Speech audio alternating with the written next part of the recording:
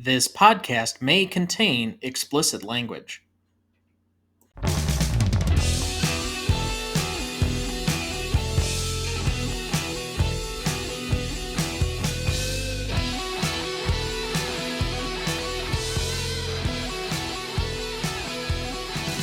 Welcome to the Greatest Movie of All Time podcast, the show that uses a unique grading style to redefine what the greatest movies are. I'm Tom Duncan. And I'm Dana Duncan. Tonight we apply our patent-pending Stanley rubric to Casino Royale, starring Daniel Craig, Eva Green, and Mads Mikkelsen. However, quickly before we get to the show, next week we are starting our month of Alfred Hitchcock, the thing Dana has been quite literally begging me all season to do with the US version of The Man Who Knew Too Much, starring James Stewart and Doris Day. You won't want to miss that one, so please watch ahead of the show by searching the Real Good app to find where it's streaming for you. That's ReelGood. Also, you can still sign up for our weekly newsletter either by the website in the show notes, you can subscribe at the bottom of every page, or you can also email us at greatestalltimemoviepodcast@gmail.com. Additionally, did you know that our website has the full notes for every episode of the show as well as the master list of movies we've graded so far? The links are available in the episode descriptions of every episode to direct you right there, so check them out. And, as always, please like, follow, rate, and review the show on whichever podcast platform you use. So, Dad, Casino Royale, let's start here. We last week talked about who the best Bonds were, but I don't know if we've talked about the context of the Daniel Craig era. And part of the reason of doing the movies that we have for the past couple of weeks is leading up to his final entry into the franchise, No Time to Die. So let's flash back to about 2006. And we were coming off of what I think to be one of the worst Bond films yet, Die Another Day, that finished out the Pierce Brosnan era, and really is kind of schlocky. It's well over the top. You have a North Korean prince somehow becoming a British white aristocrat through plastic surgery as the main villain. And it's just a terrible movie overall. The franchise kind of needed to be reinvented. Enter Daniel Craig. And I don't know if you remember a whole lot about these movies about that period of time. This was when I was switching schools and going into public school right about that time. But I'll ask this question. Did Daniel Craig save the James Bond franchise? Of course he did. I mean, what had happened is Albert Broccoli had taken over and had been the primary driver of the Bond franchise as the producer for a number of years. He had been one of the co-producers from the originals. And what ended up happening is he kind of had reached a point age-wise and health-wise that he could no longer do it, so his two kids ended up taking it over. And they decided to reboot and come up with basically an entirely modernized version of the originals. So, of course, they're going to start out with the first book, which should have been the first film, but they couldn't obtain the movie rights to it, Casino Royale. And it started Bond on the journey that most of us had already seen through all the other films, but he had to develop as a character all over again within the context of modern culture, primarily because it had spun out of control from where it was. It almost had become cartoonish and unwatchable. I mean, you know, the grit, the things that made it so impactful for me as a young man, by the time the Timothy Dalton and Pierce Brosnan films came out, the scripts were weak, the concepts were even weaker, the overall storyline had lost trajectory and had no idea where it was trying to go, and the whole thing was disconjointed. So I don't think it was just Daniel Craig who brought back a grittiness and a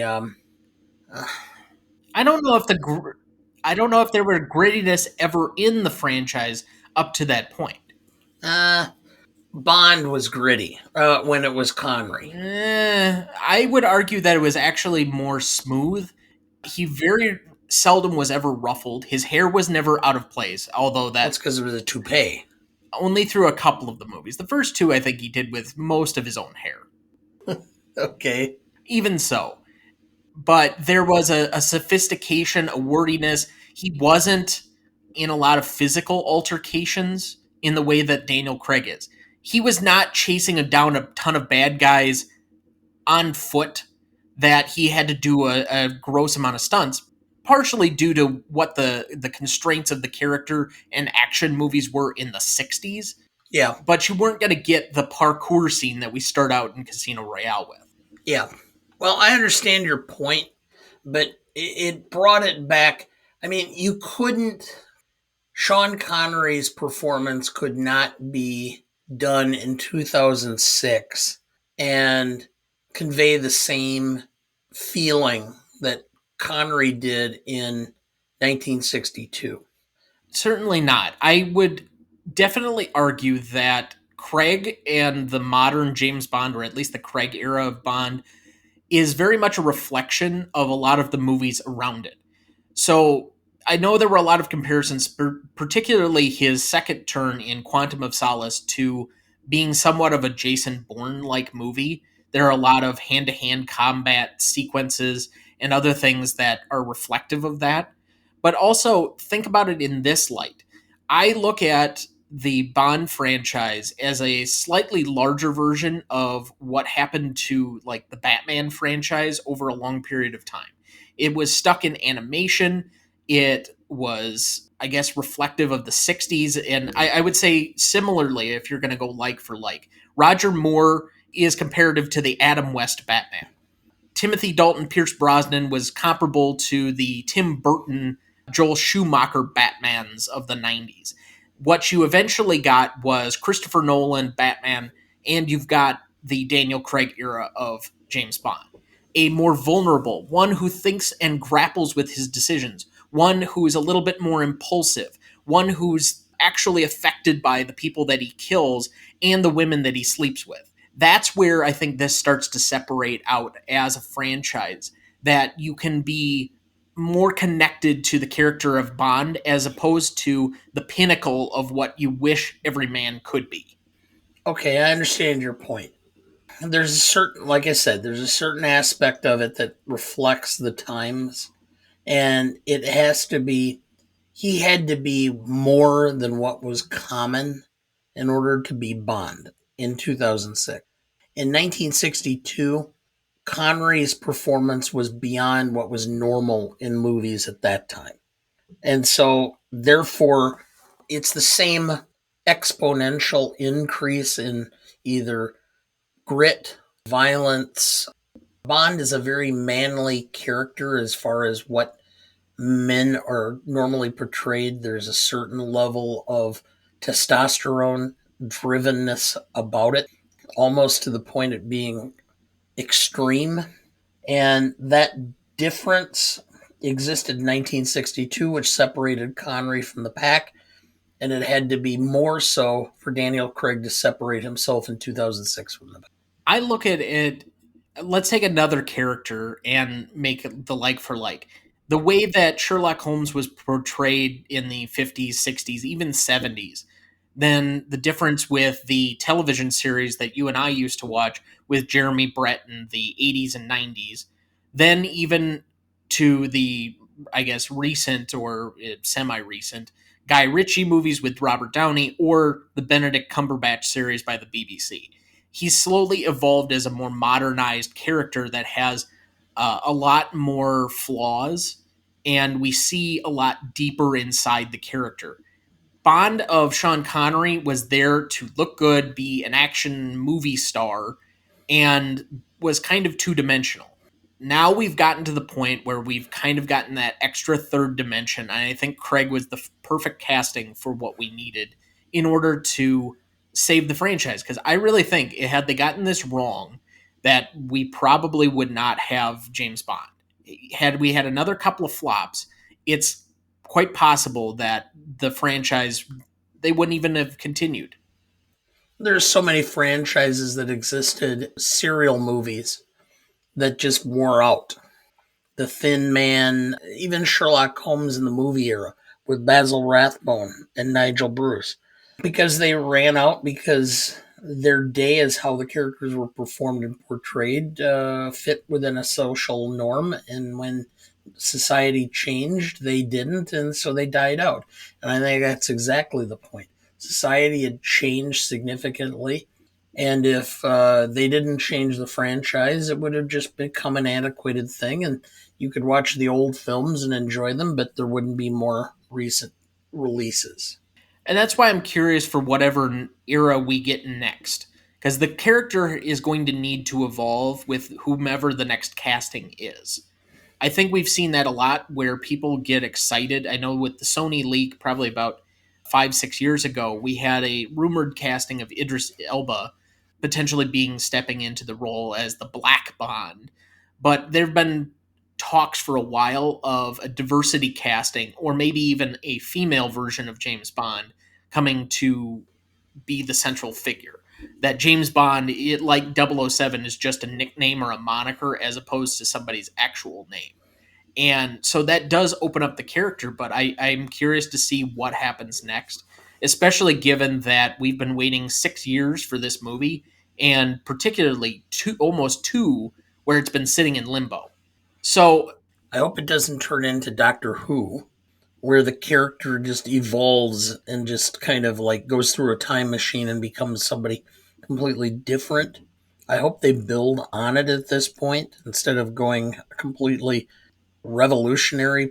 well, one of the castings I thought would have been absolutely excellent for a new Bond is currently in another franchise that he just had a movie a few months ago, Snake Eyes, and that's Henry Golding. I think he would have been a perfect substitute as Bond, and that would have been completely different from anything else we had been rumored or suggested up to this point. But I know that they don't evolve overnight, and there are elements of the Bond character from even the Pierce Brosnan era that are apparent in the Daniel Craig era, but it does mark somewhat of a stark difference to how things were done, how they were shot. And I do like that they've brought in more serious level people and directors to make this less of a comedic thing and less of a schlocky action movie, as they have taken some of the material seriously, especially with a film I know we'll eventually get to, Skyfall. I think that marks a stark difference in really revolutionizing the need for the James Bond character in the modern day. Because I think it speaks directly to why, I guess, spies, espionage is more important than ever. So let's take it back then again to 2006. What is your relationship to this movie? Oh, 2006. I do not believe I went and saw the movie at the theater. I'm pretty sure you did not. I'm pretty sure that it was several years after that because you were not enamored with the Bond franchise as a whole post Connery. I had you sit down and watch, I think, this and Quantum of Solace at some point. I think I had both the DVDs at one time or another. I think you're right. I mean, I had seen most of the Roger Moore Bond films in the theater, and by the time Timothy Dalton came, I know I'd rented them and found them to be barely worth the allotted time to watch. I thought, I was a little hopeful once Pierce Brosnan took over that it would be better, but I'm going, ugh, just no, I don't like the scripts. I don't like the direction this is going. And I watched it, I know, and I just kind of like, I don't know if they have any clue what they're trying to do. I at that time saw an article that had been written, and I want to say I cannot remember if it was Roger Ebert or if it was Richard Roper or A.O. Scott. One of the three wrote an article in that I read that indicated that Bond should just be left as a period piece. All stories should be based in the 60s so that they're basically the concept of the world as it existed at that time, because that's the only way Bond made any sense. That there was no way you could translate Bond into modern times and make it worthwhile watching, make it appealable. And I think that's where I was in 2006. I just kind of like, there's so many other things I have in my life and so many other things I'm trying to do. I don't know if I need to run out and watch this. Yeah, I do remember 2006. I had mentioned on the podcast when we did our Goldfinger episode that I had a friend, well, I had a few friends, but one particular that was a huge Bond fan, and he and I had talked about this a lot. I think we went and saw this and Quantum of Solace together, and it was somewhat of an experience because we'd been talking up going into this. I even distinctly remember him saying, "Yeah, the last line of the film is going to be Bond, James Bond," and everybody roared in the premiere. So we're expecting this thing to be like really good. And this is kind of in that really heyday of when you and I used to occasionally watch like World Series of Poker or the World Poker Tour and the big poker boom post rounders that 2000 and or excuse me 1998 to like 2008 era of like peak poker for everybody going on at that point. And I just remember that from about the parkour scene through the card playing and then to the final sequence, I just loved everything about this movie. And honestly, I've come to love it even more the more often I've seen it. I remember being very fond of it in theaters, but I've grown an even stronger appreciation over time. And personally, I probably like Casino Royale more than Skyfall. So, do you have a plot summary ready for us? I do. After James Bond, Daniel Craig, gains promotion to double O status by killing two targets, he is soon on the trail of Le Chiffre, Mads Mikkelsen, a private banker to the underground world. Le Chiffre uses his client's money to buy options on an aerospace manufacturer, knowing that the manufacturer would be the target of an arranged terrorist attack. However, the attack is thwarted by Bond, and Lashiv must organize a high stakes poker tournament to raise the money to pay back his clients. Bond is entered into the game aided by Vesper Lynd, Eva Green, a treasury agent watching Bond stake, and Rene Mathis, Giancarlo Giannini. Bond soon goes all in and finds that the stakes to the game aren't just on the table. Thank you. Cast for this movie: Daniel Craig as James Bond, Eva Green as Vesper Lynd, or it could be Ava, either way. Mads Mikkelsen as Le Chiffre, Giancarlo Giannini as Rene Mathis, Katerina Marino as Solange Demetrios, Simon Abkarian as Alex Demetrius, Isaac de Bancole as Stephen Obano, Jesper Christensen as Mr. White, Ivana Milicevic as Valenka, Sebastian Foucan as Malaka, Jeffrey Wright as Felix Leiter, and Judi Dench as M.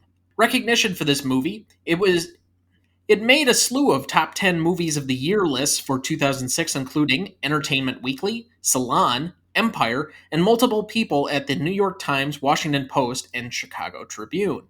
In 2008, Entertainment Weekly named Casino Royale the 19th best film of the past 25 years. Roger Moore wrote, quote, "Daniel Craig impressed me so greatly in his debut outing, Casino Royale, by introducing a more gritty, unrefined edge to the character that I thought Sean might just have to move over," meaning Sean Connery. Craig's interpretation was like nothing we'd seen on screen before. Jimmy Bond was earning his stripes and making mistakes. It was intriguing to see him being castigated by M, just like a naughty schoolboy would be by his headmaster. The script showed him as a vulnerable, troubled, and flawed character. Quite the opposite to my Bond. Craig was, and is, very much the Bond Ian Fleming had described in the books, a ruthless killing machine. It was a Bond that the public wanted. End quote. So impressed was Moore that he chose to buy the DVD. Raymond Benson, the author of 9 Bond novels, called Casino Royale a perfect Bond film. Finally, it has been widely ranked inside the top 5 of Bond films of all time, including by Rotten Tomatoes, Newsweek, Reader's Digest, and Screen Rant. Did you know? Daniel Craig said he was shopping for groceries when he got the call from producer Barbara Broccoli that he had won the James Bond role. She apparently told him, "Over to you, kiddo." Craig left the groceries behind and celebrated with martinis, shaken, not stirred. Did you know? Daniel Craig initially rejected the part of James Bond as he felt that the series had settled into a standard formula. He changed his mind, however, when he read the finished script. Did you know? In the shower scene, Vesper, Eva Green, was originally scripted to be wearing nothing but her underwear. Daniel Craig argued that Vesper would not have stopped to take her clothes off, and the scene was changed. Did you know? The car barrel roll stunt by the Aston Martin DBS broke the world record for the most barrel rolls assisted by a cannon. Originally, the racing specifications of the DBS meant that a standard ramp would not be sufficient to get the car to roll, so the special effects team were called in to install an air powered cannon behind the driver's seat. This allowed the car to complete 7 full rolls. The stunt was officially entered in the Guinness Book of World Records on November 5th, 2006. Did you know? In one afternoon shooting, 3 Aston Martin DB9 cars, valued at $300,000 each, were destroyed for the car rolled sequence. Did you know? Daniel Craig became the first actor to be nominated for a BAFTA award for playing James Bond. Did you know? Much was made at this movie's release about Daniel Craig's buff body. Being in such prime condition was not new to Craig, as at one point he had been a semi professional rugby player. Did you know? According to Daniel Craig, the only CGI in this movie was to erase safety wires in a lot of the stunt sequences and to integrate the models for the sinking palazzo into the real Venetian location. Did you know? Producers Barbara Broccoli and Michael G. Wilson didn't secure the rights to Casino Royale until 2000 when Sony exchanged them for MGM's rights to Spider Man. Did you know? Daniel Craig lost his 2 front teeth while filming a fight scene in Prague, the first action scene to be shot, and his dentist had to fly from London to replace them. All right, so Dad, what is this movie about? It's a spy thriller. It is pure and simple. It is about fantasy. It is about being or the exotic world of a spy and the life they lead. If I were to describe this to anyone, because I know that that would be a general description of just Bond purely, but if I'm talking about this specific movie, I would go in the direction after Bond interrupts a stock manipulation, MI6 tries to bankrupt a criminal syndicate by beating their financier at a high stakes poker game. I think it's kind of short and to the point and kind of gets at what the true essence of the movie is. So, best performer for you then. Any debate on Daniel Craig? No, there's no debate. I don't think there really needs to be one. We kind of mentioned it already. He brought a new essence to the movie. Again, his I know that they were talking about the buffness, and I mentioned it in the Did You Know section, but it wasn't so much that he looked built. It was the presence of such a large and physically large person and the fighting sequences, because there's a lot of hand-to-hand combat within the course of this movie. You talk about the stairwell fight, or you talk about the bathroom scene for the gun barrel shot at the beginning of the movie. You talk about even the embassy shooting. There's a bit of some physicality to that, and just his overall nature of being really gritty and down to earth in a lot of the action sequences. I think part of his physicality had a major hand in marking where he was different from previous Bonds.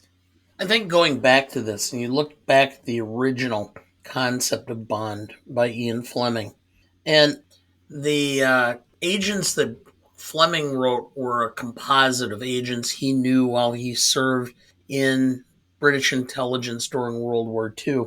And there's a strong correlation between those people who became agents for the British government during that time and Batman. It's the same concept, which is child, orphaned, and spends most of his life then trying to avenge his parents' death. The British government would only go after elite, well-educated, moneyed people to do the jobs that James Bond did, because they had not only the education and the necessary intelligence to do them, they had the financial means of doing it outside of what normal government would. And so I found that the original Bond brings a certain element of where, it's very similar to Bruce Wayne and Batman. And I always wondered about the consistency between those two stories, if one is kind of related to the other. Craig brings that back into a more generalized. I mean, Conrad kind of states it, but Craig makes it clear. He is alone in the world. He is unloved. He has nobody. And so this is what he has. And he serves about, or goes about serving Britain to fulfill a mission or an obligation, knowing that the reason he can do it is because he has no ties to anyone. He can be reckless, he can be ruthless, it doesn't matter. It's interesting that you mentioned that because I don't remember up until the Craig era that they really ever mentioned that he's an orphan. And I think in at least three different movies of the four that we've gotten so far, that being Casino Royale, Skyfall, and Spectre, it's a major part of the storyline. There's that whole train sequence and the exchange between him and Vesper where they're talking about orphans and their backgrounds and kind of getting some character profile that we don't get in a lot of the other movies. That's kind of a captivating scene. But Skyfall has him returning to Scotland and his ancestral home, and then Spectre, how he grew up in the absence of his parents after the ski accident that claimed their lives. So it's an interesting part of this version of Bond that we get that side of the character that's never explored up until this era. I think there's a strong sense of that in the world. People who either had their parents die young or their parents disappear, a large portion of their personality and their makeup is made by absence of certain role models in their lives where they feel that they have to overcome that or are trying to justify a missing aspect of their childhood. You could be very right on that one. I really have always been drawn to, not just in a charismatic way, but in, I guess, an emotional place to the Craig Bond by comparison to the other ones. I really like and admire the Connery Bond, but I don't feel the same pain or mission or have the same problems that the Connery Bond does. I can definitely relate to a lot of the same characteristics or how I might feel if I put myself in his shoes of the Craig Bond. And I think that is a major difference when you compare eras. I know we've kind of beat that to death so far, but I really think that is the major turning point. So, best secondary performer. I have Eva Green, and in large part because I remember the firestorm that took place when they named her as the actress in this. Back in 2006, this was common because it was a big uproar because they accused her of being a soft core porn star, and how dare this individual be made the love interest to be the Bond girl. Obviously, they overblew that, and I think her performance was well done, and I think she did a pretty or a not a pretty good job, a good job of exhibiting both diffidence towards Bond and then ultimately compassion and understanding of Bond. She has a lot of the tropes, at least the way the character is written, of what a romantic comedy is. There's somewhat of a Pride and Prejudice thing going on, where early on in the film, they're kind of opposites. They're very prickly, they're hardened towards each other. But as they go through the circumstances of the poker game and then further on past that, that you kind of warm to each other. And in a way, she has a softening ability. I've always found her to be one of the sexiest Bond girls. There's just an elegance, but a strength and powerfulness that I've always found attractive about this particular performance. And I don't know what it is, but I think she would top my list. That's why I ended up going with her for my most charismatic. I went with Daniel Craig simply because Daniel Craig established himself as what he really is, which is a movie star. And I know that I we went and saw Knives Out, and actually, I'm hoping in another few years we can potentially put that on our list. I really his southern accent was a little Over the top. yeah, a little left a little to be desired, but I'm looking forward to the series of these films that he's apparently going to do because I think they were fun and they showed his ability to have certain levels of range, and I thought he showed himself to be the movie star that he is. Yeah, I'd be curious to see where that franchise goes as well, because I know they have a second and third film contracted to, I guess it's Netflix at this point, that threw a ton of money at those movies to get the rights to two and three. So they're very fun, they're enjoyable. I just rewatched Knives Out, and I'm curious how the rest of it turns out, because moving on past Bond, like after each of these actors retires from the role, they really don't do anything else. Pierce Brosnan hasn't really appeared in much. Timothy Dalton's MIA. Basically, these guys pop up only in the point where a new movie comes out and they have to comment on it. So I'd really like to see, because I do agree with you that Daniel Craig is a good action star, although I understand if he doesn't want to do a lot of action movies anymore, given the amount of injuries he's sustained from the Bond films. But he is charismatic. He's just a I don't know. He's a lovable guy that I enjoy seeing in movies. But Yes, my well, I will dispute your comments, at least as far as Sean Connery, because he did win an Academy Award okay, after you're Bond. right. I'm sorry, but basically outside of Sean Connery, although to be fair, he won for a movie that was not one of his best. But then again, you could say that a lot of people's Oscars. So, what movie do you perceive as being? What did he win the I thought he Academy? was much better in Finding Forrester. I thought he was much better in Hunt for Red October. He won it for, The Untouchables. yes, he won it for Untouchables. I thought his portrayal made the film. I thought Kevin Costner's portrayal was a little wooden. I didn't like the film for the most part anyway, so I didn't really care. But I I think, if I remember right, I think it was Brian De Palma directed it, could be. with Brian De Palma's characteristic having slow motion of a baby carriage going down a flight of stairs. But I thought he made the film, which is predominantly why he won the Academy Award for it. Well, and it was somewhat of a makeup by that point. But regardless of that, and I'll grant you that, we didn't get to my best secondary performance.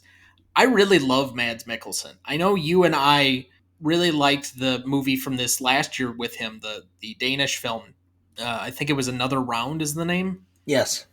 And he has been in a lot of different things. I know that I never watched the show, but the TV series Hannibal was a favorite of a lot of people. It got picked up multiple times and people tried to resurrect it because he just has an ability to be a really good bad guy, and yet he can also play softer sides. I think he has an incredible range, and I just like seeing him pop up in stuff. So anytime he's in a movie, it sells for me.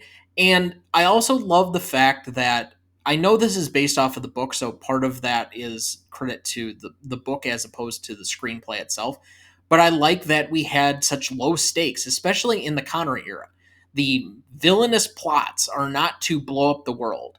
We get in Casino Royale, he needs to win a poker game in order to stop international or funding of terrorism.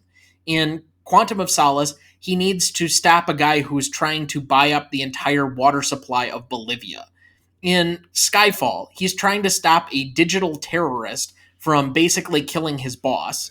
And in Spectre, that's where it goes a little bit farther, and they're basically trying to destroy all of MI6 within the British government itself. I don't know what No Time to Die is going to have, but the stakes are much lower for some of these than the often criticized megalomaniac plots of some of the late era Roger Moore films that I criticized last week. So, just from that standpoint, I like that this is a smaller movie. It has lower stakes. That yes, it's really Bond as the adversary against Lashif, and you get that back and forth, particularly at the poker table, where you very rarely, other than the villainous monologue where Bond will have dinner with the villain in some unexplicable way, and he'll explain his entire plot to him, and that's satirized by the Austin Powers films where you have to tell them your whole evil plan before you will eventually not shoot them, but try and come up with some diabolical way to kill them. That this was more grounded and understood that if we were going to make a shift on just the character, we also had to make a shift on the villains. And I think this is actually one of the stronger villains in a series that has had an occasionally good villain, but hasn't had a great villain since probably the 70s, if you ask me. Somehow we've gotten this misconception that a villain is just pure evil. A villain can be much less than that and still be a villain. Sure, I think there are much more complex versions of that. I think there is much more to antagonism than that. But usually we get these very wooden one or two dimensional villains that we don't get an explanation for why they have desires or this need for anything. And realistically, his plot point is very simple. He's the financier and he's going to die at the hands of all of these criminals that he's financing for if he doesn't recover all of their money. That's a very simple desire, but he is somewhat ruthless. And I really, if you pick a particular scene where they are facing off, and you can really tell the toying nature that you wouldn't get in any other Bond film to that point. It's the you're gonna die scratching my balls. The torture Uh, scene on the boat. yeah. So, with that, let's actually move into best scenes then. What do you have as your first nominee? Chase scene leading to the airliner.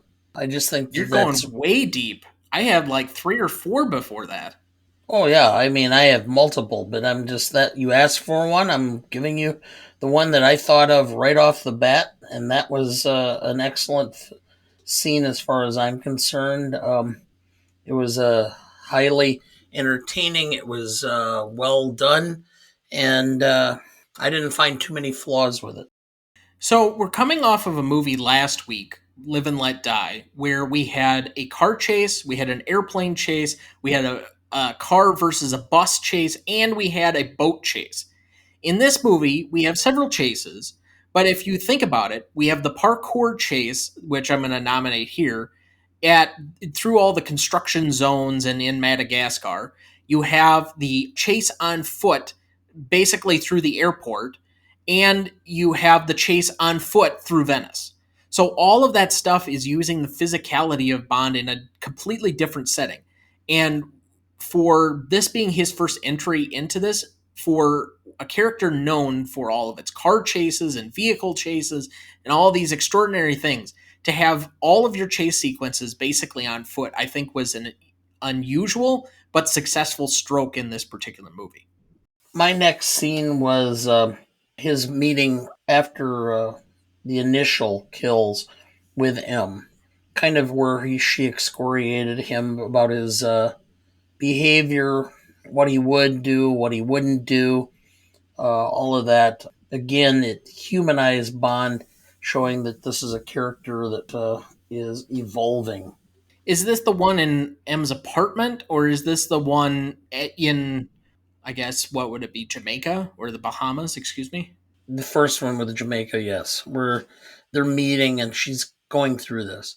The one in her apartment would be another one that would be similar, where she's basically dressing him down for utilizing his skills, ability, and his know how in general to find her and be able to enter her apartment, which only seemed to unnerve M to some degree, because I think she realized at that point if Bond could do it, anybody could.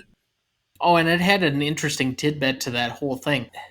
I never thought M stood for utter one more word and I'll have you killed or something. I can't remember the exact thing, so I'm paraphrasing. But to give that level of extra detail for somebody that has basically been the life of M, you pop up at the beginning of the film, give Bond his file scene, and then move on. And that's your only work in the movie. Where I think she's more critical to the course of several of the Craig era movies. Yes. Even the Bond, or excuse me, the M that replaces her for Spectre is seen throughout the course of the movie, as opposed to just being in a scene at the beginning and then we let him go. The next one I had down, so I also had the opening in addition to the construction site scene.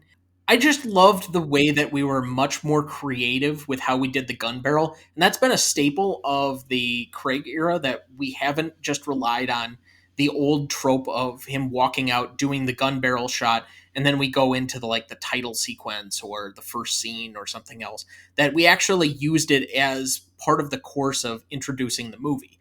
It also gives us our first insight into Bond's first two kills. And in a way, by making him a younger, less polished agent who's kind of learning on the fly in a couple of ways, they're introducing a different version of Bond, and that's clearly debuted in how you've now changed how the gun barrel is usually given in sequence. As opposed to being formulaic, we're going to change it and make it just slightly different. And that small variation goes a very long way, especially if you're a fan of the franchise. My next scene is actually goes earlier, which is the entire chase scene of, and I am having a hard time, Malteca, Huh? where he's chasing the guy through into the embassy and ultimately kills him there. That's in Madagascar. Yeah, but the name of the character, Okay. I believe, is Malteca. That's what I wrote down. I have Malacca. Malacca? Okay. That was how I introduced it in the cast. All right, so my mistake. The chasing of Malacca that's in Oh, the Madagascar. construction site. I had Yes, through nominated that. one already, but go ahead. Yeah, I know. And then I do want to point out just the method of death was interesting itself. I also have, and I separated this from the general poker scene, is the poisoning scene, Sure. because that was pretty intense. I think Craig played that very well. I don't know how he managed. That would have taken a large amount of energy to portray somebody in that state, and having to go through what he did in order to survive. And then just the sheer, just because of the fact that there's not a complete divorce of whimsicalness or of subtlety. I mean, it is all, after all, a Britishly based thing, which is the art of the understatement, is where he comes back and kind of like, whatever, when he's back at the poker table. Well, certainly you can't ever let him see you sweat. But I think the biggest takeaway that I have from the poisoning scene, James Bond dies on camera. Yeah. Quite literally, he's basically dead, and Eva Green finds him in the car and rescues him. This isn't some whimsical thing where he crosses a lake of alligators on their backs or uses some weird gadget to get out of whatever situation he's in. No, he quite literally dies right before our eyes and is only saved by pure luck. And I think that's a stark difference, again, in drawing between previous eras and what we have here. Yeah. Next one I had down then was the hand-to-hand combat with the African warlord in the stairwell, the Craig era Bond. They have some great set pieces, and some of the hand-to-hand combat fights, whether that be on top of trains or whatever through the course of all of these movies, are just extraordinary. And I thought this was another great entry because realistically, Bond had made some fights, but then he does these pseudo karate chops or whatever, and we get these kind of moments of levity as opposed to him being a true badass action star that can fight his way out of situation. So we hadn't seen that a lot since maybe the fight in Goldfinger with Oddjob and Sean Connery in the gold depository, where you had a really true hand-to-hand combat scene for a while. You mean Fort Knox? Is it not a gold depository? I guess. So I really appreciated the nature of that one, and he basically takes out two guys and has to do it, and he's bleeding all over and then has to clean himself up. And again, this is establishing him as a much more realistic character, one that gets his suit bloodied, that he has to literally change his shirt, they make a comment about it. And none of that is by accident. I think it's all established as to all of the things that he has to go through just to be him. When I saw that scene again, and I had watching it for the thing, it brought back a flash of a film from the, I can't remember if it was the late 50s, early 60s. That was an Academy Award winner, which was The Hustler. And Jackie Gleason is in combat over a pool table with Paul Newman. Gleason playing Minnesota Fats, who's a pool hustler.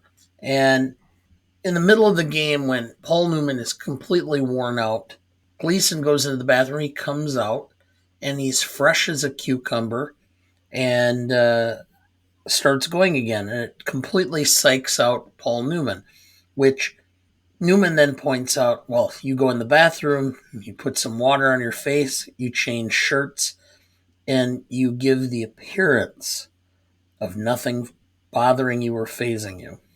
And it puts whoever you're playing at a disadvantage. And I thought of that. I'm going, here's Bond who's fighting everybody, who's doing everything, and then he just puts on a clean shirt. He comes out, and everybody's looking like, oh my God, you should be dead. And it psychologically almost puts them not almost, puts them at a disadvantage. It's an interesting comparison. It is a film we will eventually address. Did you have another one? Well, the actual poker playing itself is phenomenal. I wish we could have gotten a little bit more mundane. To be fair, and I also had this as a nominee, but realistically, the hands that they're giving and the one he eventually wins on is like a 300 million to 1 hand. I mean, it's so utterly ridiculous to have a inside straight made by like 3 cards like that, in addition to having, what is it, like 4 of a kind, a full house, and something else. I mean, it's just utterly ridiculous. That being said, it does create a significant amount of suspense to that particular point in the movie, and it is enjoyable and rewatchable, even for as over the top as it is. Let's just say most poker hands are won with like 3 of a kind or a pair. Yes. I kind of already mentioned it, but the torture sequence, again, not something else that we'd really seen the level of physical violence to Bond. We've seen it occasionally, but most of the time, Bond is just strapped to a table with somebody trying to shoot a laser at his junk, as opposed to getting actually hit in the balls. And it is a good scene because of how you feel, especially as a man, how incredibly painful that must be, and his just muffled like shrieks of pain for a guy that's in that level of shape. And to be fair, that's one of 2 shirtless scenes in this movie where I had to imagine most women were swooning. But the gross amount of just anger, rage, pain that you could see on his face, I thought was an amazing piece of this movie. Anything else for you? The collapsing building in Venice. Yeah, that was the last one I had down too. It's a great set piece to finish off the movie, and especially given where we had gone up to that point, I don't know the first time I watched it that I was expecting that kind of twist, but it really added a different layer to the movie where you felt like you were kind of coming down after Mikkelsen is killed. Spoiler alert. But you get this ramp back up for one last little thing, and that's where you get the ending sequence.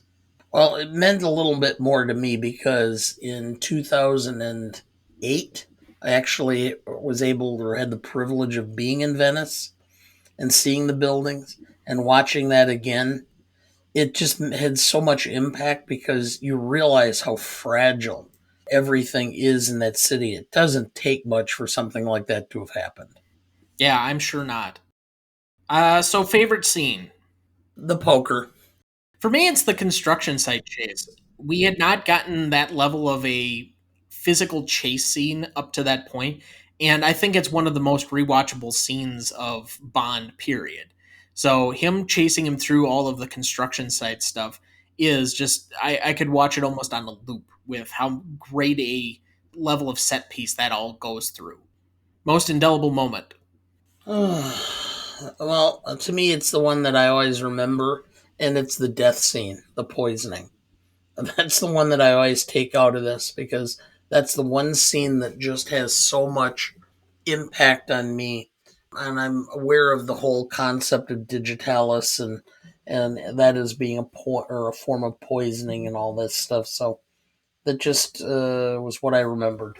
The first thing that came to my mind when thinking about this, it's always going to be that last poker hand because of how ridiculous it is. All right. We'll take a quick break and we will be right back. All right, welcome back. Thank you for rejoining us. Dad, I don't think we're going to have any memoriam this week. We are pre recording this episode. We will be giving everybody, when we get back from vacation, a rather extended in memoriam that I'm sure we're going to have for, what, about a month or so? But let's go into the Stanley rubric then. Or, excuse me. Quotes. Yes, best, funniest lines. What's your first nominee? I'm sorry, that last hand nearly killed me. Am I going to have a problem with you, Mr. Bond? Don't worry, you're not my type. Smart, single. M. Christ, I miss the Cold War. Bond, how about a drink at my place? That would really send him over the edge. I'm afraid I'm not that cruel. Or perhaps you're just out of practice. There are so many great, Bond quips in this one. I think he's much more suave than he has been in some of the other movies where it gets kind of cheesy. Bond. So you want me to be half monk, half hitman? I can't resist waking you. Every time I do, you look at me as if you haven't seen me in years. It makes me feel reborn. If you'd just been born, wouldn't you be naked? You have me there, you can have me anywhere. 'Cause after I slaughter you and your little girlfriend, your people will still welcome me with open arms because they need me, because they need to know what I know. You know, James, I just want you to know that if all that was left of you was your smile and your little finger, you'd still be more of a man than anyone I'd ever met. That's because you know what I can do with my little finger. I have no idea, but you're aching to find out. Vodka martini. Shaken or stirred? Do I look like I give a damn? It doesn't bother you, killing all those people? Well, I wouldn't be very good at my job if it did. There's not enough room in this elevator for me and your ego. Do you have any more? Because I'm out. I'm done. All right, let's move to the Stanley rubric then. This was a top four grossing movie of the franchise, although not best adjusted for inflation. And I do think that this is a step away from the other eras of Bond, where this was less about megalomaniacs and world destruction. Also, the first time Bond's action is defined by a bigger physical presence. I think it established that the Bond series could be relevant post Cold War, which we hadn't really seen, and for that matter, post Ian Fleming novels, where most of the other movies hadn't been successful to this point. I know this is technically a return to one of the novels, but set up the Craig era where we've had a little bit more success. So I went with a 7 on Legacy. I think that the critic reviews were relatively good at that point. I'll give that about a 3.5.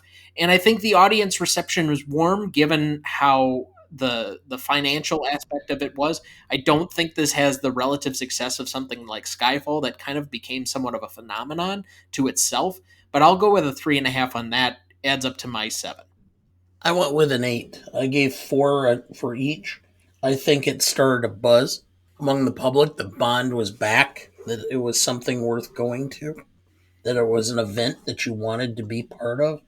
And for critics, I think it brought back Bond as being something more than this formulaic trite. The only problem I would have with you giving a score higher than myself is I was clamoring for this. I went and saw it in theaters, and I had to physically show you the movie in order to get you to watch it. Otherwise, you're like, not really. Okay, whatever. So I was wrong originally. So that's a 7.5 average between us, though. Okay, isn't it ultimately the fact that I'm growing as an individual because I'm experiencing films that I never wanted to really watch when they were released? I guess, but I don't know if that has any reflection within the Stanley rubric on the movie itself.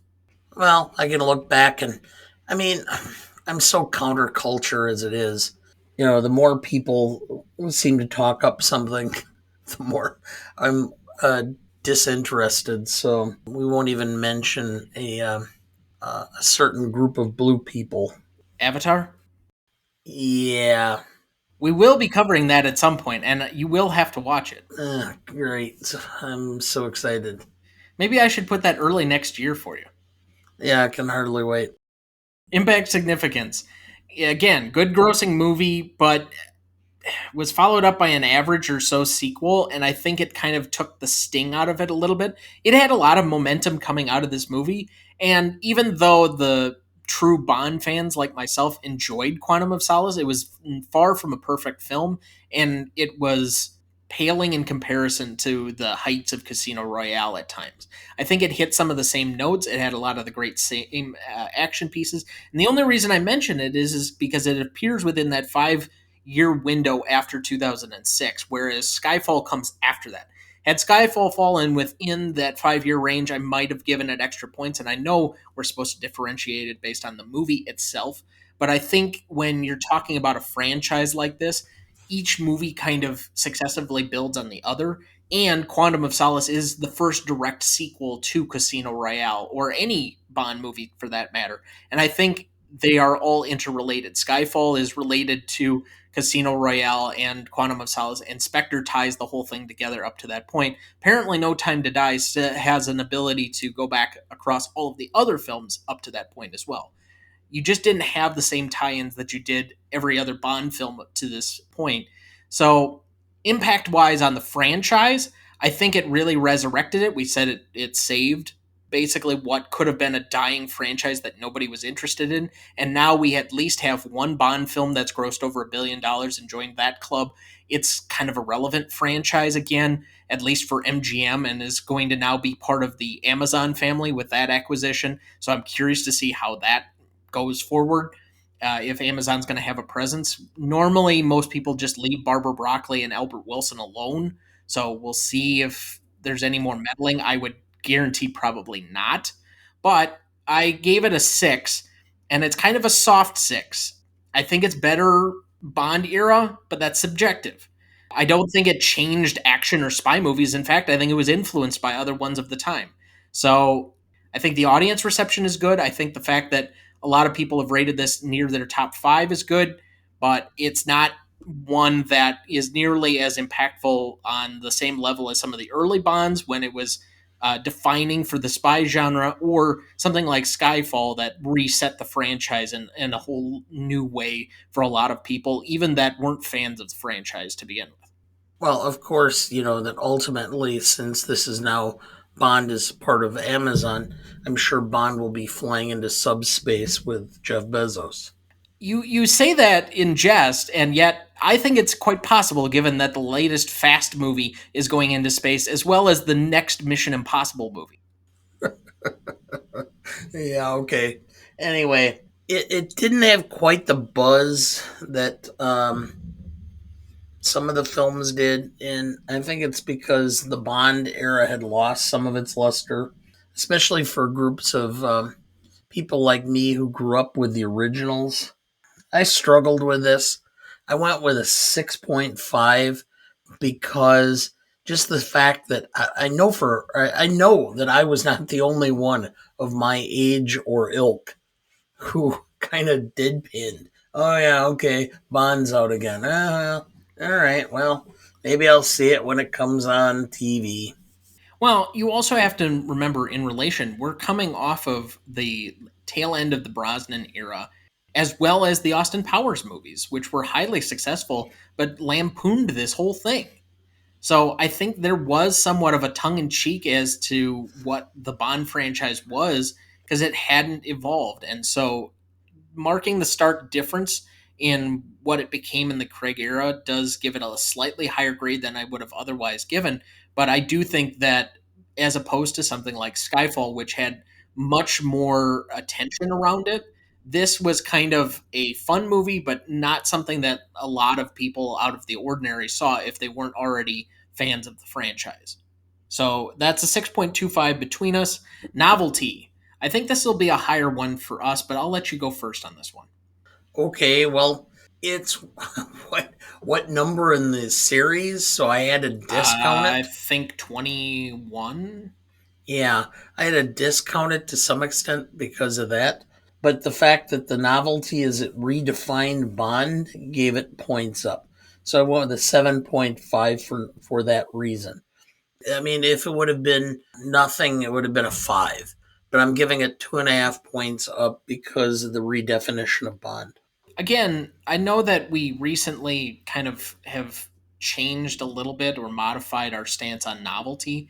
That if it just does something very well, it doesn't have to be completely original or groundbreaking, but I think when you get a redefinition of an era or the new evolution, I give it more points than otherwise would be. And the cinematography, the action sequences, the portrayal of Bond, the incorporation of other characters, the difference in villain, all of those things are incredibly novel to me.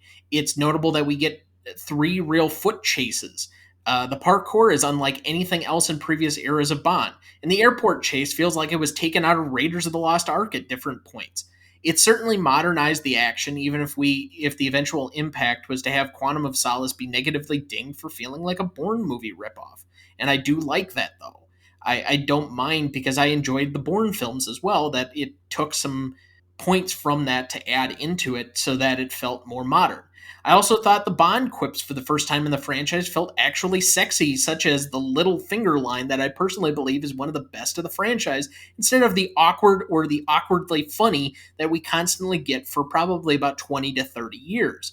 It's a notable entry in the franchise for its cinematography, stunting, background engagement, and modern take. It has also got one of the other distinct characteristics that separates it going forward for the Craig era that seems to be mentioned in every review: the vulnerable Bond. I don't think we've ever had a Bond that wore so many emotions on his sleeve, from fear to love to anger to betrayal. We get it all in this movie and the next three after. I give it a strong 8.5 for kind of reinventing the character in the franchise. So that is a 8 between us. Made the math pretty easy on me so far, but usually it's a lot easier when it's the two of us. Yes. Classicness. You are the king. I let you go first. Did I do wrong? Should I go first? No, I this is one that I struggled with again because it took me a while to watch it. I've seen it. This was the third time I've actually seen it. It seems to get better every time I watch it. There's nothing about it that I find displeasurable. In fact, this is the first Bond film that I can remember where the female characters have actual chutzpah. I think the word you're looking for is agency. Yeah, where they're actually involved or where they actually have some level of, they're not just an appendage in the film. They Well, they're actually not have there some. to literally be the pinup girl. Correct. And they have some ability to stand on their own and to be. So to that extent, actually the classicness grows a little bit higher for me because of the redefinition of the Bond girl. So I went with an 8. Okay. So the one of the few things that sticks out to me is parkour was kind of a fad of the time when we were doing this. It was a lot of YouTube videos, and so for some of the sequences it works well, and I don't think the action set pieces have aged poorly. Just the knowing style that parkour isn't like this big fad as it was in 2006, 2007, 2008. But that scene holds up really well as an action set piece and grips you almost immediately after the title card song. Bond still uses women as disposable in this movie, namely the Solange character, but ironically, he does get his comeuppance in this movie where the role is reversed. He doesn't finally treat someone as a disposable pleasure, a quote from the movie, and he gets burned by it because in some ways she does that to him by betraying him at the end. That she's using him for a means to her own end. Again, this might be the most sexy Bond movie to me that I remember. All of the other ones take on a completely different meaning. I don't know if Skyfall is very sexy. It's grounded, it's gritty, but it doesn't necessarily have, other than maybe one or two instances, some of the sex appeal that portions of this movie does to me. And I don't really know if there are a ton of bad notes in here. I know that a lot of people decry the Bond character for what it used to be, but this modern take and the evolution of the character, particularly when it comes to women characters and having rather strong female characters, as opposed to what we've had to this prior, I gave it a 9. I do think that it has to be given credit for being one of the more classic ones in a franchise that is not particularly classic to a lot of people. So that is an 8.5 average between us. Rewatchability, I'll make this pretty quick and painless. it may not be. I mean, it's in the running for probably my favorite Bond with Diamonds Are Forever, and so that's going to put it up pretty high on my list. This might be in my top 10 favorite movies of all time. It's definitely inside the top 20, so I'm going to give it a 9.5. I went with a 7 simply because it's just not something that I would normally just put on when I want to relax or whatever. Yes, I enjoyed it. Yes, I would watch it if it's available. I'm not going out of my way. To me, that's a 7. So, audience score for this one, we had a 93% for Google users. We had an 89% for Rotten Tomato users for a 9.1 audience score. All added up, that gives us 47.85. And that puts it in between Goodfellas and The Bridge on the River Kwai. Okay.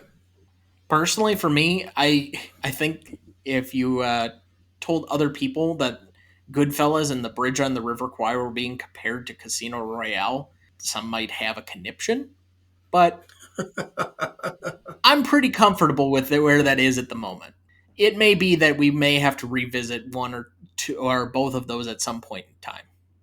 All right, remaining questions.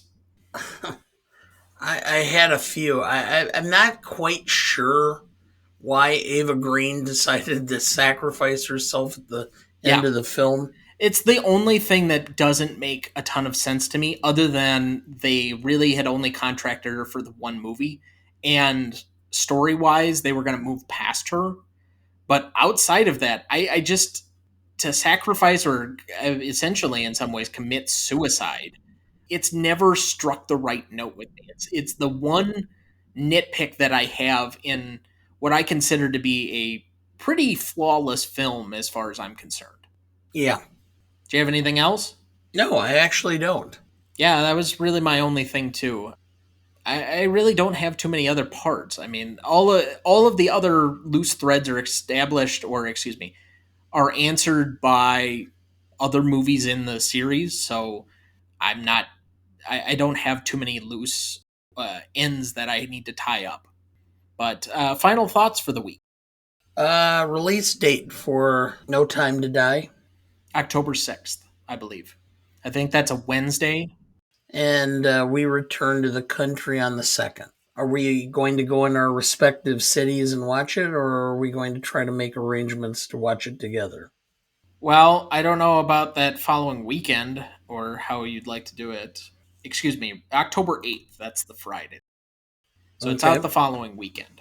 I mean, I could come up. I still would like to see it if it's available in the IMAX down here, but Yeah, I know. I'd prefer that, but actually, if it had come out the weekend, what we were, because coming back, yes, we'll come back on that Saturday. We'll arrive in the mid afternoon. I know. So I'm not sure how I'll feel at that point in time, but Well, I guess if I have any additional thoughts other than I'm excited for this movie, I've been anxiously awaiting to see it. This thing has been bouncing back and forth. It had been rumored to be straight to streaming release at some point, or somebody trying to buy the rights to it, or MGM just selling it off, but they wanted like $1 billion in order for somebody to get the streaming rights, and nobody was going to pay that. So I don't know. This is something that has been pushed from December 2019 all the way till now, and I'm just I'm ready to see the final chapter in an era that I have personally really loved. As for you, I guess if final thoughts, we're starting Hitchcock month. yes, I'm looking forward to it. When I was in college later on, we actually had Friday night films that were done in the lecture hall in the science building at Beloit College, which is where I did my undergraduate. And one of the second Hitchcock films I'd ever seen happened to be Saboteur with Robert Cummings and with Norman Lloyd, who just passed away a few weeks ago at like 104 or 108 or some unbelievable number. So I've loved Hitchcock ever since, and I've made it a point of studying his films and watching his films and really trying to understand the visual aspect of his films. I guess, inherited some of your love of it. There are some entries that I don't think are as good as others. And he is arguably the first, let's say, commercial or mainstream director that was both an auteur as well as played to the audience. A lot of his films were, I wouldn't want to say commercially successful, but made with a commercial audience or a wide audience in mind as opposed to the art of it. There was a large separation, and I think that unfortunately was his undoing for the Academy up to that point. Yes. I'm curious as we kind of dig into some smaller movies that maybe are not on the top of everybody's list, but certainly are ones that you and I have seen multiple times, where we're going to end up with on some of these scores. Because I know there's probably at least a good 10 to 15 films of his that we're probably going to hit at some point during the course of the show. Most definitely. I mean, there's some films that are not well known that are excellent. Lifeboat, Notorious, Strangers on Marn, a Train. Strangers on a Train, Marnie, which I really enjoyed. So yeah, there's just a lot. There are the ones. Hitchcock's ability to do comedy was very limited because he had a strange sense of humor, and it just did not go over well in the general public. To be fair, there are not a ton of directors who can do comedy successfully and pull off other genres either. I think there are genre level directors. Like, I haven't seen Steven Spielberg do a great comedy, just pure comedy. He has some moments that are comedic. I mean, we saw that in our Jaws review not too long ago, or in Jurassic Park. There's some good quippy lines, but that I think is stronger of the screenwriting and the editing as opposed to necessarily anything that he's doing. And he's certainly not creating the next Judd Apatow film. No. It's not necessarily a muscle that comes easily to everyone, and that's why I think I appreciate comedy a little bit more than the average film fan. But any other thoughts? No. All right. Well, this is my life. It always will be. There's nothing else, just us and the microphones, and those wonderful people out there in the dark. All right, Mr. DeMille, I'm ready for my close-up. Next week, we are starting our month of Alfred Hitchcock, as I just mentioned, with the US version of The Man Who Knew Too Much, starring James Stewart and Doris Day. You won't want to miss that one, so please watch ahead of the show by searching the Real Good app to find where it's streaming for you. That's REELGOOD. Please like, follow, rate, and review, or whatever on whichever platform you have so that you can join in on our fun. You can also email the show at greatestaltimemoviepodcast@gmail.com. Find us on Instagram at GMOTepodcast, or find Dana or I on Twitter at TJ3Duncan or at Dana W. Duncan, or the show on Twitter at GMOTepodcast as well. The Greatest Movie of All Time is a production of Ronnie Duncan Studios. Our show is mixed, edited, and written by Thomas Duncan. Our music is thanks to Purple Planet Music. Our technical provider and distributor is Captivate FM.